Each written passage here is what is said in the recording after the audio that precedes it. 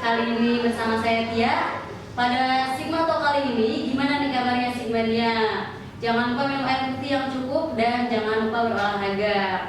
Baiklah Sigmania, Sigma Talk hari ini kita akan membahas seputar hal-hal yang mengenai dengan broadcasting. Salah satunya yaitu tentang podcast yang berawal dari radio kampus.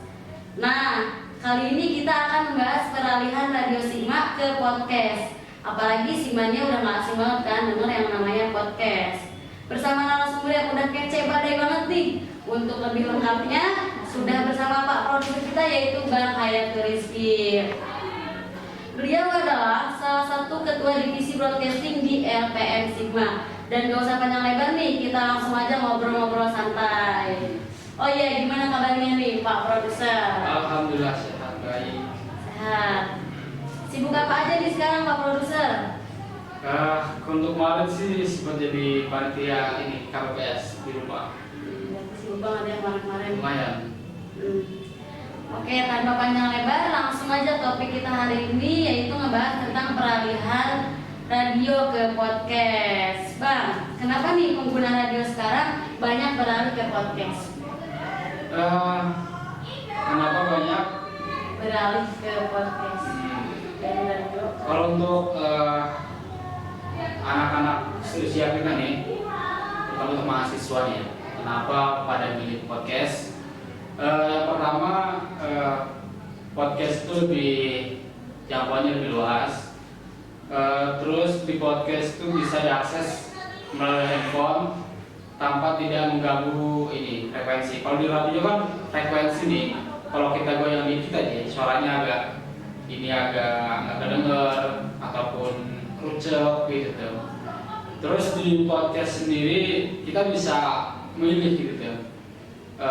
Dari artis-artis juga banyak yang bikin podcast, kayak podcast Mas, terus Destanya siapa, termasuk yang Deddy Kobuzer itu juga bikin podcast. Sebenarnya basicnya podcast tuh hanya visual, hanya audio bukan visual ya, hanya audio podcast, jadi bukan visual itu sebenarnya yang podcast.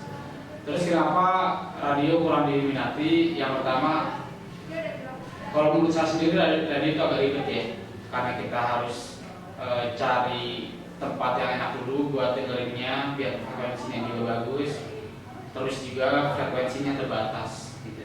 Jadi anak-anak sekarang tuh kan paket internet pasti punya nih. Kalau untuk mau dengerin podcast kan gampang gitu.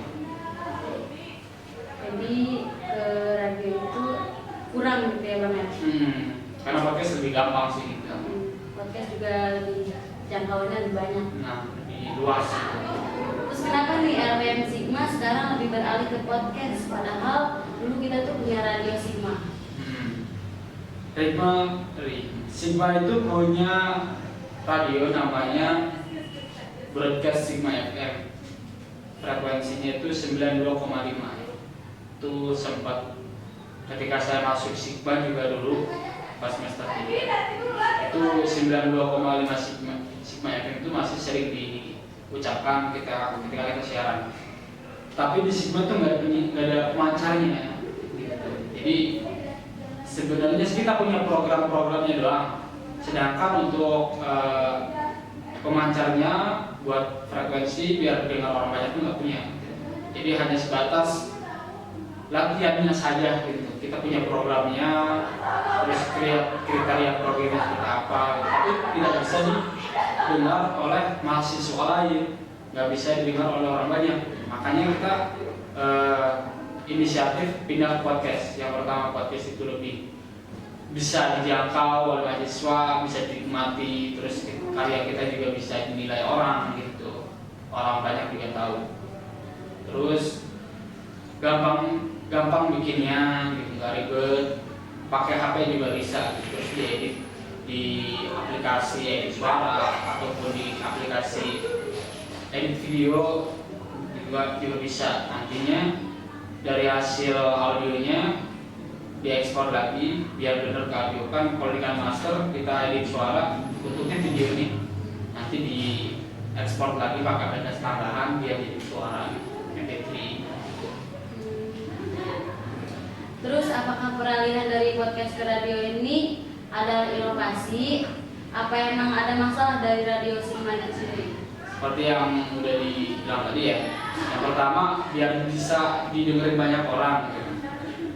Karena awalnya punya program doang tapi nggak punya pemancar gitu kan, mau izin buat ini, izin buka radio frekuensi baru, karena untuk dana UKM itu sangat kurang. Jadi kita ke podcast saja yang gratisan kalau bisa dinikmati oleh banyak orang. Ini termasuk inovasi. Jadi budget juga ya, yang memadai. Terus gimana pandangan Sigmania nih terkait perubahan radio ke podcast? Apa banyak yang seneng buat dengerin? Apa justru malah sebaliknya? Alhamdulillah banyak sekali yang mendukung ya ketika Sigma yang berawal dari radio kampus sekarang menjadi ke podcast mahasiswa gitu ya. Alhamdulillah banyak yang senang, alhamdulillah banyak yang tahu gitu kan. Apalagi yang siaran misalkan dari apa ya, kita punya teman gitu, teman kita siaran podcast. Gue sebagai teman yang punya teman yang bisa siaran podcast itu pasti akan mendukung banget. Dari para alumni juga sangat mendukung gitu kan, karena memang biar karya kita bisa dinikmati banyak orang. Terus apa aja nih kelebihan podcast sama radio? Kelebihannya? Kelebihan podcast yang pertama gratis, gak ribet, dibikin dari HP juga bisa. Terus bisa dinikmati oleh banyak orang. Terus kita bisa kalau di podcast itu belum ada yang namanya kode etik. Kalau di jurnalistik ada kode etik jurnalistik, kalau di radio ada kode etik penyiaran. Jadi bisa dibilang masih bebas lah gitu. Mungkin ada yang namanya undang-undang IT di situ berlaku kalau podcast gitu kali ya. Jadi masih bisa bebas banget gitu. Kita nggak ribet buat mikirin peraturan yang buat gitu, kalau podcast sendiri gitu. Itu sih. Terus kelebihan radio? Kelebihan radio sekarang masih banyak yang mendengarin, cuma untuk kaula muda di lingkungan sendiri ya, ataupun dari Kru Sigma sendiri sangat minim gitu, sangat minim. Jadi untuk keunggulan sendiri kalau di mobil gitu kan pasti didengerin kalau di mobil itu, kalau di motor kan susah gitu kan, gitu sih. Terus kelebihan lain, kalau di radio itu kita bisa pasang iklan layanan masyarakat, promosi produk, di radio juga bisa. Di podcast bisa, tapi belum sih, gitu kan, di Sigma belum. Kalau radio kan lebih komersil gitu, banyak radio komersil. Terus karena emang masyarakat sudah terbiasa di radio, masyarakat juga untuk masyarakat yang jauh dari kota biasanya lebih mengenal radio sih daripada podcast. Terus kira-kira radio Sigma itu bakal aktif lagi enggak? Atau kita bakal tetap stay di podcast ini? Menurut saya di Sigma sendiri untuk menghidupkan radio kembali itu tantangan yang berat ya, karena perlu dana yang kuat juga. Terus nggak cuma dananya, ketika sudah ada peralatannya kita harus bisa merawatnya gitu. SDM kita masih sangat kurang mumpuni, jadi masih bakal tetap di podcast sih. Terus selain di podcast nih ada program apa lagi sih Bang? Di broadcast sendiri selain podcast ya, ada produk visualnya. Visual itu seperti talk show sekarang ini. Ini sekarang juga sebagai salah satu program di broadcast. Terus ada vlog, terus ada video jurnalis, ada juga news anchor. News anchor tuh pemberitaan yang dikemas secara visual gitu. Terus di radio sendiri di broadcast sendiri nggak cuma program-programnya, tapi kita juga diajarin bagaimana di belakang layarnya, cara membuat podcastnya seperti apa, cara membuat talk show itu seperti apa gitu. Itu juga termasuk program yang ada di broadcast juga sih, namanya bagian produksi gitu. Ada produksi, ada TV, ada radio, namanya doang radio, tapi kita melakukannya secara podcast. Terus program paling favorit di BC apa nih Bang? Program dari podcast sendiri ya. Podcast tuh ada yang program curhatan mahasiswa, ada double R, ada oper itu obrolan perempuan, terus ada request by request, terus juga ada intips, informasi dan tips. Dari kelima program ini, yang nomor 1 itu double R, nomor 2-nya itu curhatan mahasiswa, nomor 3-nya mentari yang tadi lupa disebutin, mentari, terus oper, yang terakhir intips lah gitu. Yang paling banyak sih request by request gitu. Request yang paling banyak diminati. Kalau gue gantian nanya ya, biar nggak lu doang yang nanya. Ini nih, kan dia juga merasakan nih, gitu kan, di magang Sigma nih. Kira-kira dia lebih nyaman di program apa di podcast nih kira-kira? Podcast, mentari. Mentari. Nah, mentari itu posisinya ada ke 3 ya, 3 tempat itu ya. Kenapa milih mentari? Kalau mentari itu lebih mudah gitu. Lebih mudah. Menurut ya. Mudah apanya? Nyari materinya. Oh gitu. Ini biar Sigma tahu nih sekalian. Mentari itu podcast tentang apa aja sih?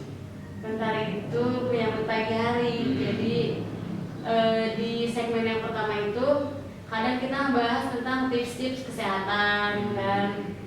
Terus kalau di segmen yang kedua kita bahas tentang life hack ya. Terus di podcast ketiga kita ngobrol-ngobrol santai aja. Terus keempat apa itu? Berarti podcast itu buat pagi ya? Iya. Oke sip. Bang Hayat, kan Bang Hayat udah semester 7 nih. Terus udah gitu bentar lagi bakal ada pergantian pengurus juga. Harapan Bang Hayat ke depannya untuk pengurus broadcasting apa nih nanti ke depannya harapan? Harapan buat broadcast selanjutnya yang pertama, semoga program-program yang sudah ada, baik dari program podcastnya, program videonya, program news anchornya bisa dimaksimalin lagi.